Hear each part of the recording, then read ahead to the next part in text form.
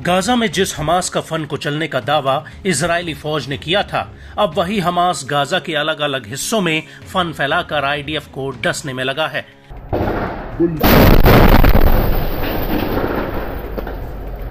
एक तरफ जहां हिजबुल्ला इजरायल के ऊपर भीषण रॉकेट और ड्रोन हमले कर रहा है, वहीं दूसरी तरफ गाजा आईडीएफ के लिए मौत का जाल बन गया है। ये बात हम नहीं कह रहे, बल्कि गाजा से आने वाले ये वीडियोस इस बात की तस्दीक कर रहे हैं। जी हां, हम बात कर रहे हैं गाजा के जबालिया में आईडीएफ के ऊपर हुए अटैक की, जिसमें इजरायली सेना को अभी तक का सबसे बड़ा झटका लगा है। इससे पहले कि हम आपको बताएं कि आईडीएफ को गाजा में क्या नुकसान हुआ है, उससे पहले आपको अल कासिम ब्रिगेड का ये वीडियो दिखाते हैं। ये वीडियो गाजा के जबालिया का है, जिसमें अल कासिम ब्रिगेड का एक लड़ाका एक रॉकेट नुमा विस्फोटक पर कुछ लिखता हुआ दिखता है। इसके बाद हमास के दो लड़ाके इस विस्फोटक को बाहर रास्ते में मलबे के नीचे दबा देते हैं। वहीं दूसरी तरफ हमास का एक लड़ाका सीसीटीवी कैमरे के जरिए इस रास्ते पर नजर रखे होता है, और तभी वहां से आईडीएफ का एक मेरकावा टैंक गुजरता है, और जैसे ही ये टैंक बारूद वाली जगह पर पहुंचता है, वैसे ही हमास का लड़ाका रिमोट कंट्रोल से इस आईडी में ब्लास्ट कर देता है, जिसकी वजह से टैंक के परखच्चे उड़ जाते हैं।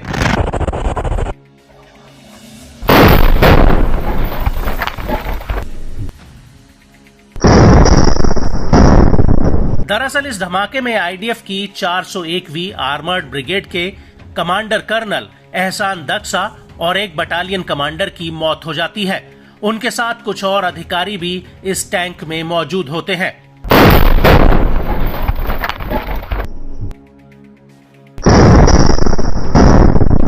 आपको बता दें कि कर्नल एहसान की उम्र 41 साल की थी और वो दलियत अल करमेल के ट्रूज कस्बे के रहने वाले थे। बड़ी बात यह है कि कर्नल एहसान आईडीएफ के सबसे सीनियर कमांडर्स में से एक थे, जिनकी गाजा की लड़ाई में जान चली गई है। वहीं 7 अक्टूबर 2023 को हमास ने आईडीएफ के 4 कर्नल्स को मार गिराया था, और अब ये संख्या 6 पर पहुंच चुकी है।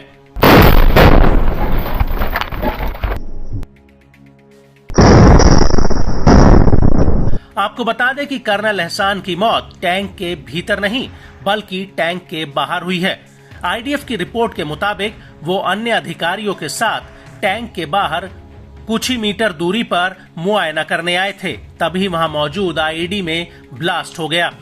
आईडीएफ के मुताबिक जहां पर यह ब्लास्ट हुआ, वहां पर बूबी ट्रैप लगा था, जिसमें कमांडर एहसान दक्सा की मौके पर ही मौत हो गई, जबकि 52वीं बटालियन के कमांडर और 2 अधिकारी गंभीर रूप से घायल हुए हैं।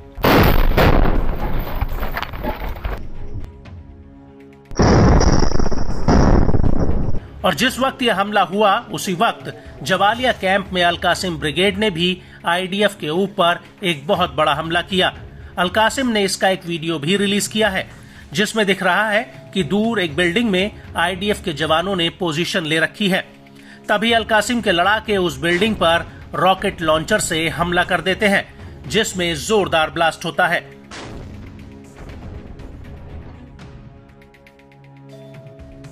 इसके बाद एक खंडर पड़ी इमारत में अल कासिम के 3 से 4 लड़ाके रॉकेट लेकर घुसते हैं, और वो उसके सामने जा रहे आईडीएफ के बुलडोजर पर ये रॉकेट फायर कर देते हैं। इसके बाद आईडीएफ के रास्ते में लगे एक बूबी ट्रैप को भी उड़ा दिया जाता है, जिसकी चपेट में आईडीएफ का एक टैंक आ जाता है।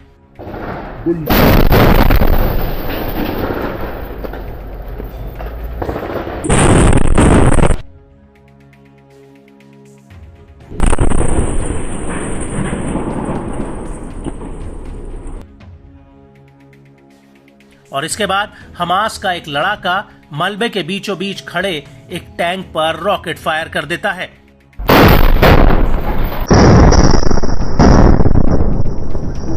और इसके कुछ ही देर बाद एक लड़ाका मशीन गन से आईडीएफ के ऊपर ताबड़तोड़ फायरिंग करने लगता है। और इस हमले के दौरान ही अल-कुद्स के लड़ाके जबालिया कैंप के बीचों बीच अल कसासिब में आईडीएफ के एक मरकावा टैंक पर आरपीजी दागते हैं और अल कुद्स के इस वीडियो में पहले तो दबे पांव 2 लड़ाके हथियार लेकर गलियों में भागते नजर आते हैं। इसके बाद ये लड़ाके एक घर में छिपकर दूर खड़े आईडीएफ के 2 टैंकों पर आरपीजी दाग देते हैं, जिसमें एक बहुत बड़ा ब्लास्ट होता है।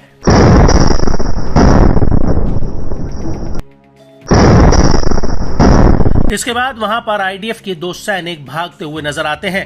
हालांकि इस हमले में आईडीएफ को कितना नुकसान हुआ, इस बात की पुष्टि नहीं हुई है।